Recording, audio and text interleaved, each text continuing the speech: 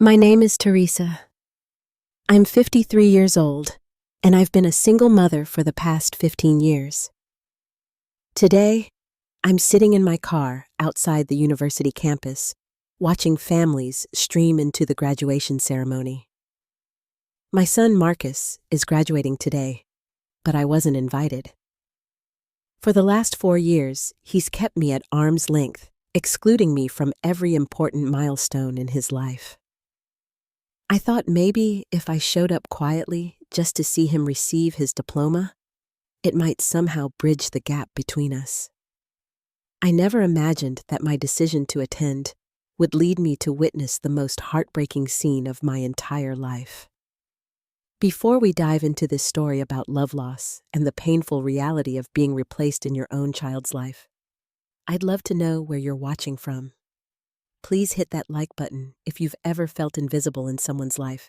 And don't forget to subscribe, because this journey of heartbreak and healing is just beginning. 15 years ago, I thought I had the perfect life. David and I had been married since we were in our early 20s, building what I believed was an unshakable foundation. Our son Marcus was 8 years old, a bright, curious boy who would run to me first whenever he scraped his knee or had a nightmare. Those were the days when I was his whole world, when Mama could fix anything with a kiss and a Band-Aid. David worked as a regional sales manager for a pharmaceutical company, traveling frequently, but always making it home for Marcus's soccer games and school plays. I managed our household and worked part-time as a bookkeeper for a small accounting firm downtown. We weren't wealthy, but we were comfortable living in a modest 3-bedroom house in a quiet suburban neighborhood where Marcus could ride his bike safely and had plenty of friends. I remember the exact moment everything started to unravel. It was a Tuesday evening in October when David came home from a 3-day business trip to Chicago. Something was different about him, a distance in his eyes that I couldn't quite place. He was checking his phone constantly, smiling at messages in a way that made my stomach twist with an uncomfortable suspicion I tried to ignore.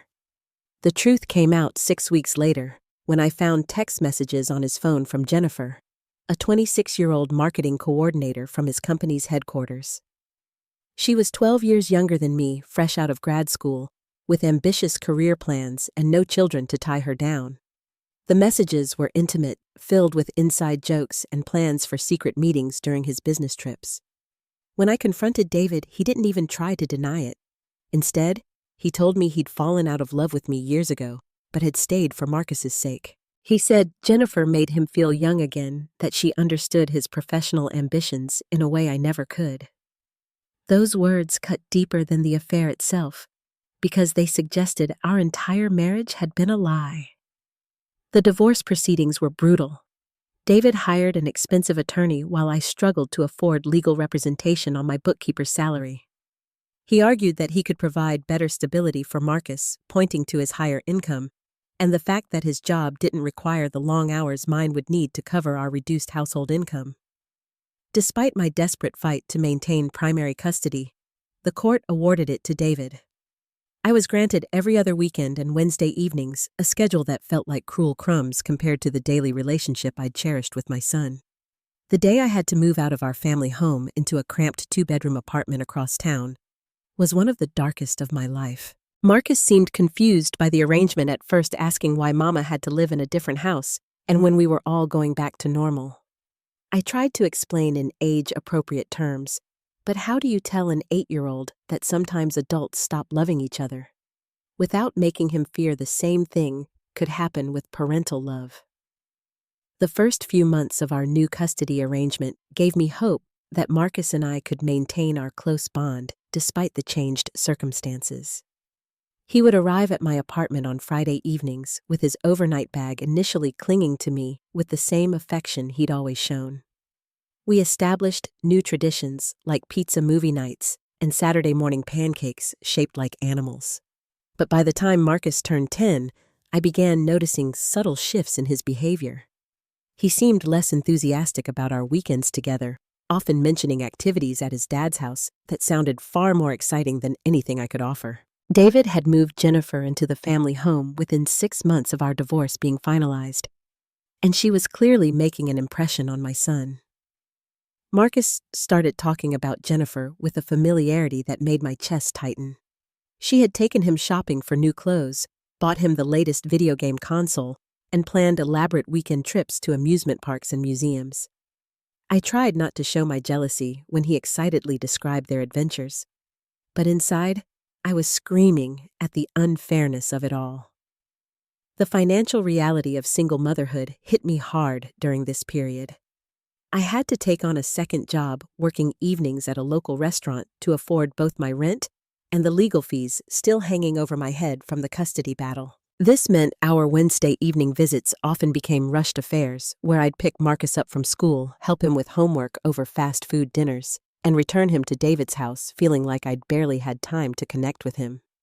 Jennifer's influence became more apparent as Marcus entered 5th grade. He began questioning why I couldn't take him on trips like she did, why our apartment was so small compared to the house he shared with Dad and Jennifer, why I had to work 2 jobs when Jennifer only worked 1. These innocent questions from a 10-year-old felt like accusations highlighting every way I was falling short as a provider. I tried to explain that sometimes life presents challenges that require us to work harder, that love isn't measured by material things. But these concepts were abstract to a child who was experiencing the immediate gratification of Jennifer's generosity.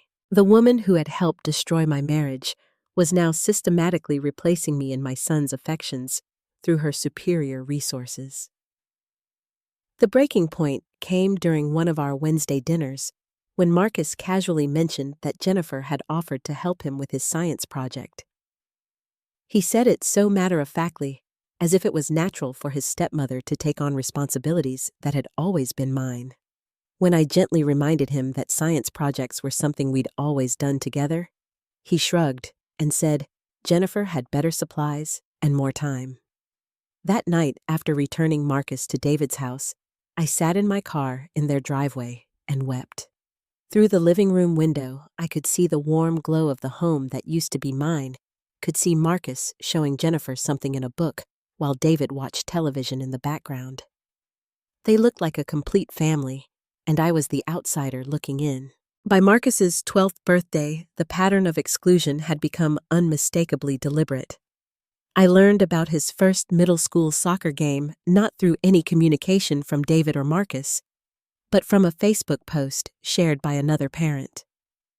The photo showed Marcus in his new uniform beaming with pride after scoring his first goal, surrounded by his teammates and their families.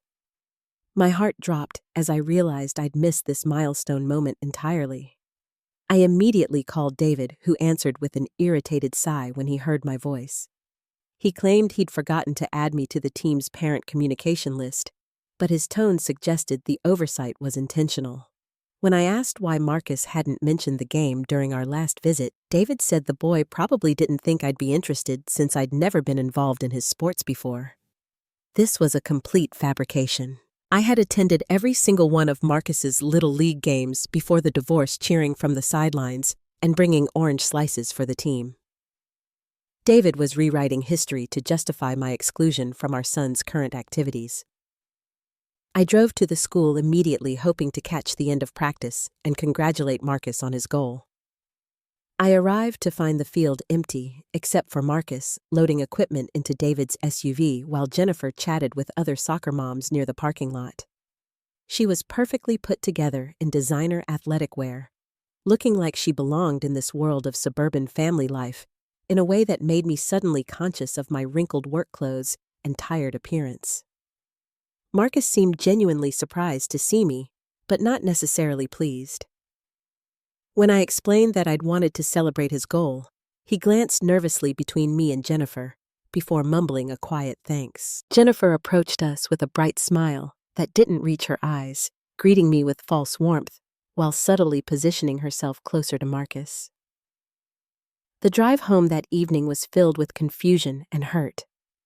How had I become so disconnected from my son's life that I was learning about important events through social media?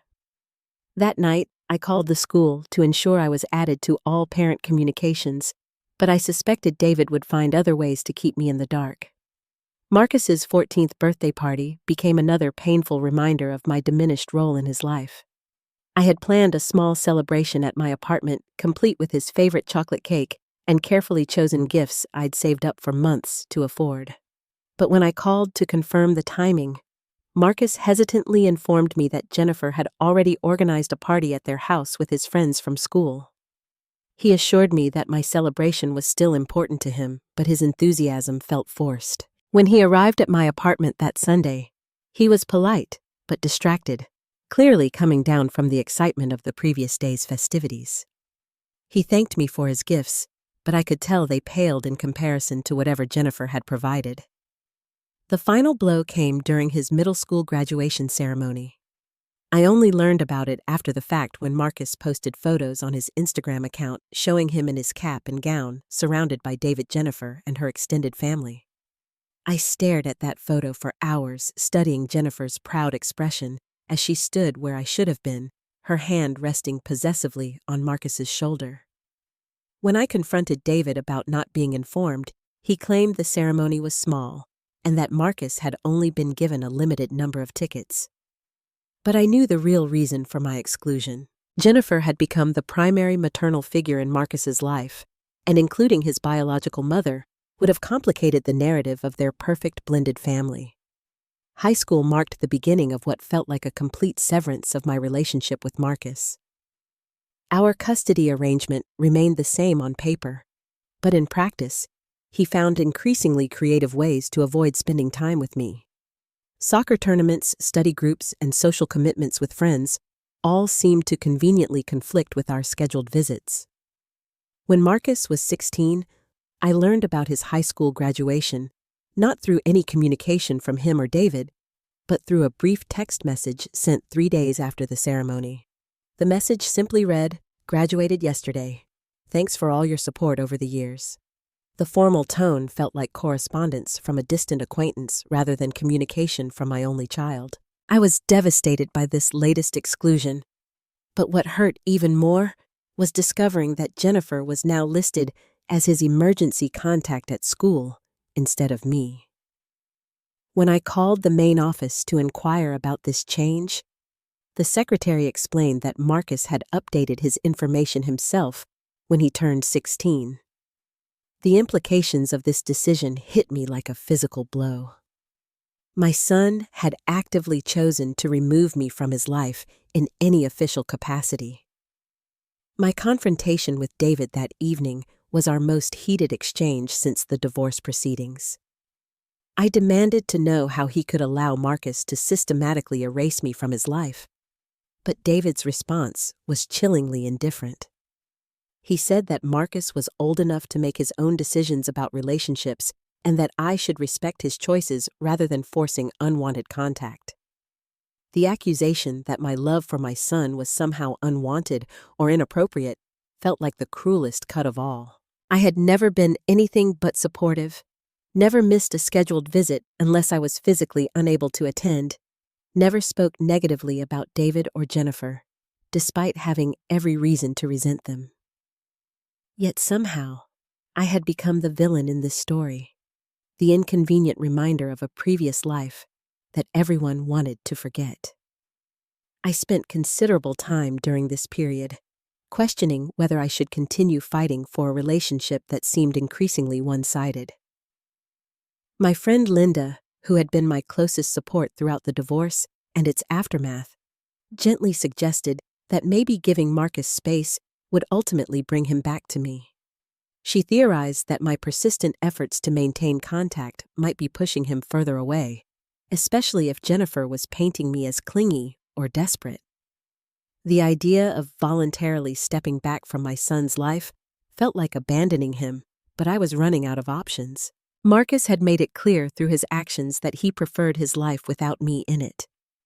Every attempt I made to bridge the gap between us seemed to widen it further. When Marcus left for college, our communication dwindled to occasional text messages on holidays and birthdays.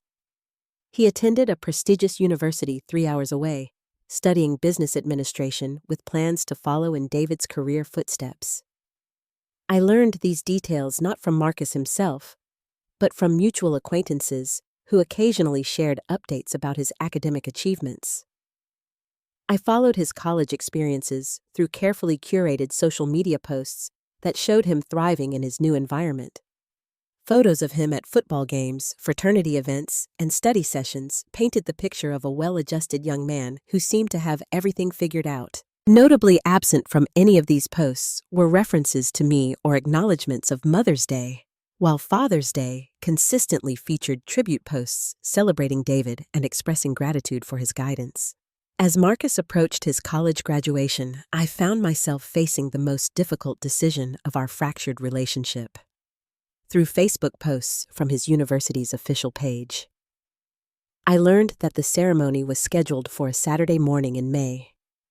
For weeks, I debated whether I should attend, knowing I hadn't been invited, but desperate to witness this milestone moment in my son's life. The internal struggle consumed me completely.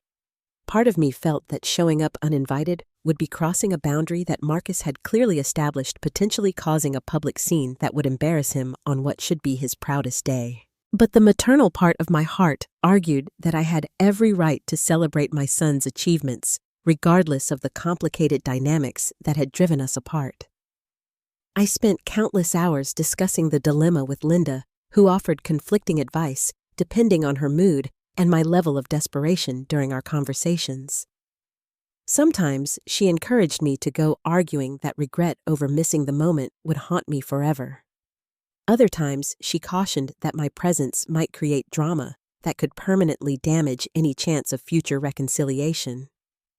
3 weeks before the ceremony, I made my decision. I would attend, but I would do everything possible to remain invisible. I purchased a conservative navy dress that would help me blend into the crowd of proud parents, practiced applying makeup to hide the stress lines that had deepened around my eyes, and selected a graduation gift that I hoped would convey my pride without seeming desperate for attention. The gift was a leather-bound journal engraved with Marcus's initials and graduation date, accompanied by a heartfelt letter expressing my love and admiration for the man he had become. I spent hours crafting that letter, trying to strike the perfect balance between maternal pride and respect for his independence. I wanted him to know that despite our estrangement, I had never stopped believing in his potential or loving him unconditionally. The night before the ceremony, I barely slept. I kept imagining different scenarios of how the day might unfold. In my most optimistic fantasies, Marcus would spot me in the crowd and smile, perhaps even seeking me out afterward for a tearful reconciliation. In my worst fears, he would be angry about my uninvited presence and publicly ask me to leave, creating a humiliating scene that would confirm his belief that I didn't respect his boundaries. The 3-hour drive to his university campus felt both endless and far too short. My hands trembled on the steering wheel as I navigated unfamiliar roads, following GPS directions to a place where I'd never been welcome. I had studied the campus map online, identifying the graduation venue and nearby parking areas where I could position myself strategically. I arrived 2 hours early and parked several blocks away from the main ceremony location, wanting to minimize any chance of an awkward encounter before I was mentally prepared. The walk to campus gave me time to gather my courage while observing other families making the same journey, all dressed in their finest clothes and carrying flowers or balloons to celebrate their graduates. The graduation ceremony was held in the university's largest auditorium, with overflow seating in nearby buildings connected by video link. I chose a seat in the very back row of the main venue, positioning myself behind a large pillar that would partially obscure me from view while still allowing me to see the stage where Marcus would receive his diploma. As families filled the seats around me, I felt increasingly out of place among their obvious excitement and preparation. Parents compared notes about post-graduation dinner plans, grandparents shared photos on their phones, and siblings complained about having to dress up for the occasion. I sat alone with my purse clutched tightly in my lap, trying to look like I belonged, while my heart hammered against my ribs. When the processional music began and graduates filed into the auditorium in their caps and gowns, I scanned each face desperately until I spotted Marcus about halfway through the line.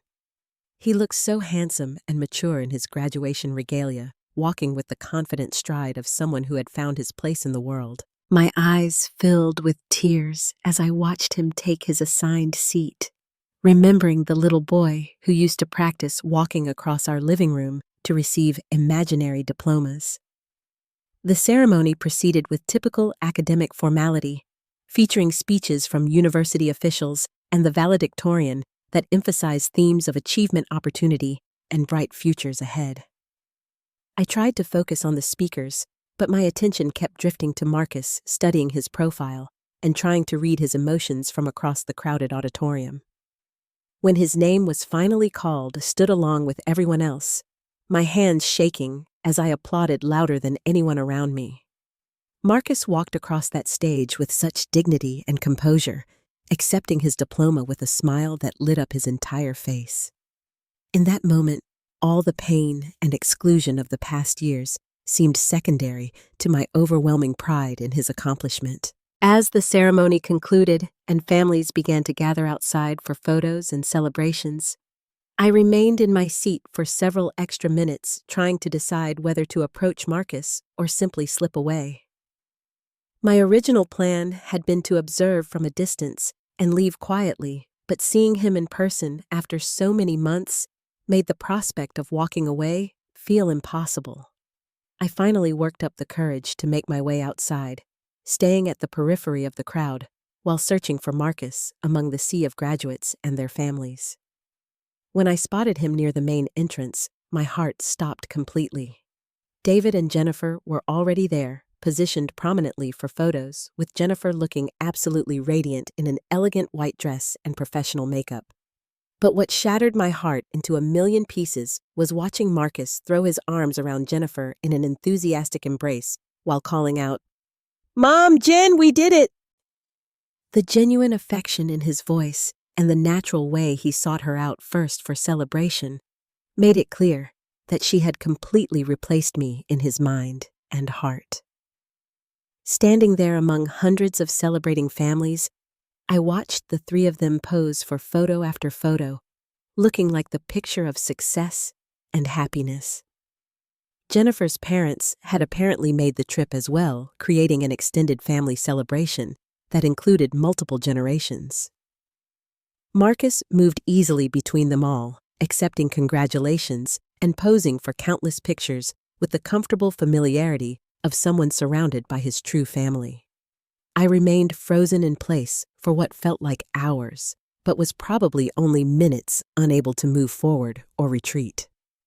The rational part of my mind kept insisting that I should leave immediately, that my presence would only create an uncomfortable situation for everyone involved. But my heart held me captive, desperate to drink in every detail of my son's joy, even if I could only experience it from the sidelines.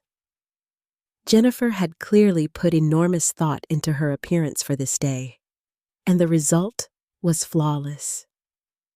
Her white dress was perfectly tailored, her hair and makeup professionally done, and her smile radiant with genuine pride.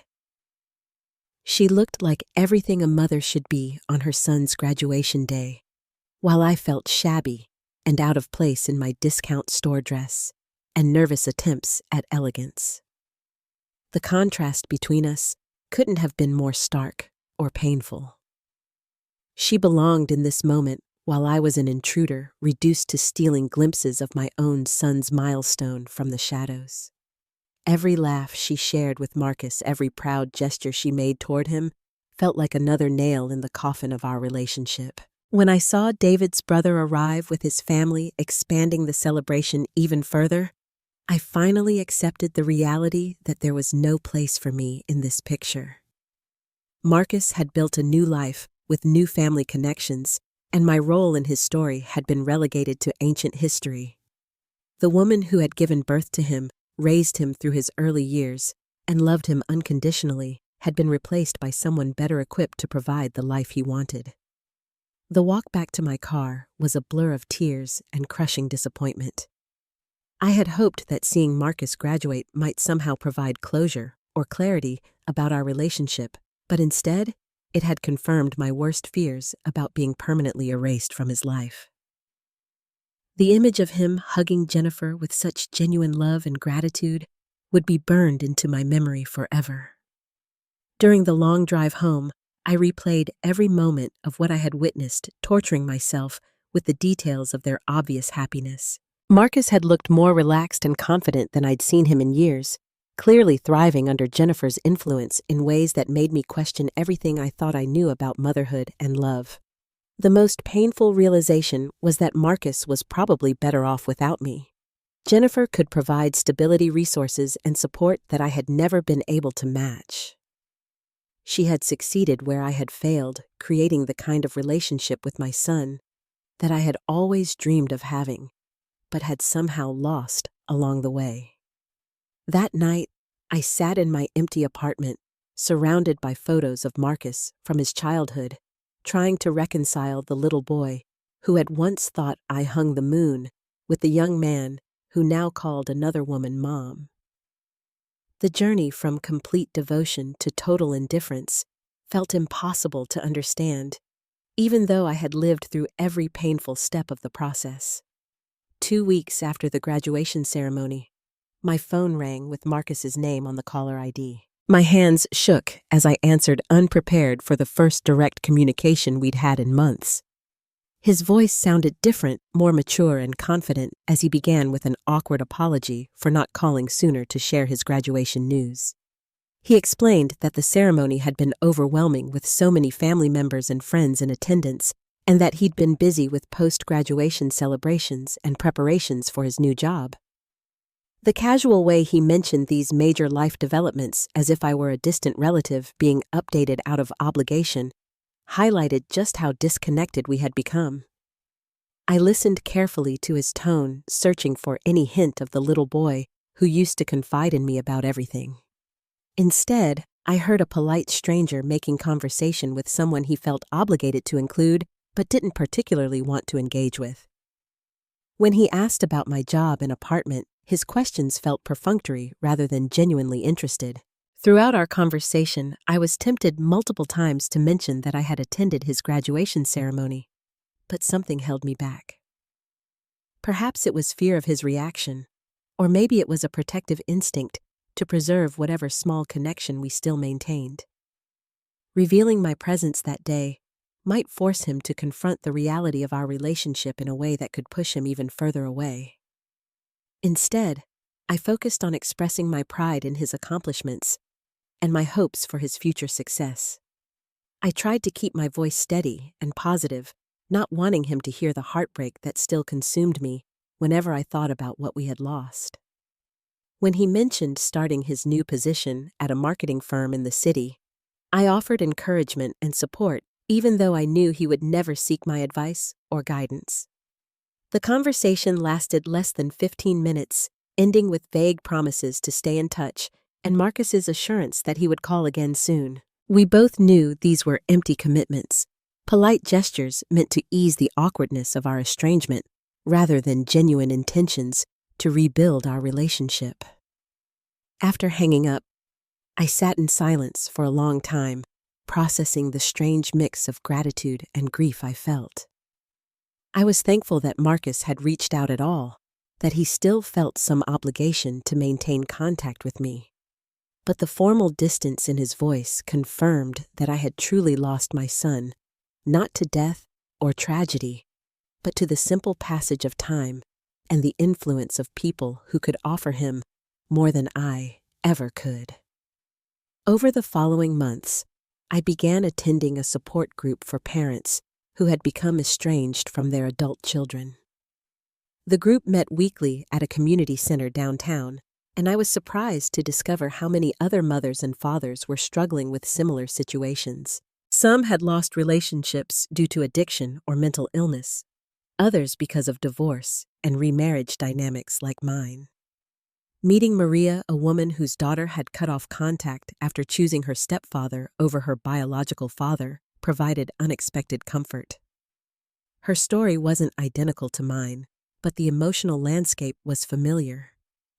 She understood the unique grief of watching your child thrive without you, of celebrating their successes from a distance while mourning your absence from their happiness. Through these group sessions, I slowly began to understand that my worth as a mother wasn't diminished by Marcus's choices or by Jennifer's success in connecting with him. Love doesn't always result in the relationships we hope for, and sometimes the most loving thing we can do is accept our children's decisions, even when they break our hearts. I started focusing more intentionally on rebuilding my own identity beyond motherhood. I enrolled in a painting class that I had always wanted to try, began practicing yoga to manage my stress and grief, and even started dating occasionally when friends introduced me to appropriate partners. These activities didn't fill the Marcus-shaped hole in my heart, but they reminded me that I was still a complete person with value and potential for joy. The most important lesson I learned during this period was that loving someone doesn't guarantee being loved in return, and that my relationship with Marcus would need to be redefined on his terms, rather than my expectations. I couldn't force him to choose me over Jennifer, couldn't compete with the life she had helped create for him, and couldn't change the past decisions that had led us to this point. Instead, I had to learn to love him from a distance, to celebrate his achievements without being part of them, and to accept that sometimes being a good mother means stepping back rather than fighting to stay close. The little boy who had once needed me for everything had grown into a man who had found other people to meet his emotional and practical needs. My final realization was that the bond between mother and child is never truly broken, even when it appears to be severed completely. Marcus carries parts of me with him, whether he acknowledges it or not, in his laugh, his determination, his capacity for love. Jennifer may be the woman he calls mom now, but I am the woman who gave him life and his first understanding of unconditional love. Today, I still hope that someday Marcus might reach out, wanting to rebuild our relationship, but I no longer define my happiness or worth by that possibility. I have learned to find peace in knowing that I loved him as well as I could with the resources and knowledge I had at the time. The fact that it wasn't enough doesn't diminish the sincerity or value of that love. Sometimes the most powerful form of love is releasing someone to find their own path, even when that path leads away from us. I will always be Marcus's mother, regardless of who fills that role in his daily life. The connection we once shared may be dormant now, but I believe it remains unbroken beneath the surface, waiting for the right time and circumstances to reemerge. Have you ever loved someone so much that you had to let them go to ensure their happiness? Share your thoughts in the comments below, because your story might help another parent navigating similar heartbreak. If this resonated with you, please like this video and subscribe for more stories about resilience, healing, and the complex nature of family relationships. Don't forget to share this with someone who might need to hear that it's possible to find peace, even in the midst of profound loss. Thank you for listening to my story, and remember that your love for your children is never wasted, even when it feels invisible or unappreciated.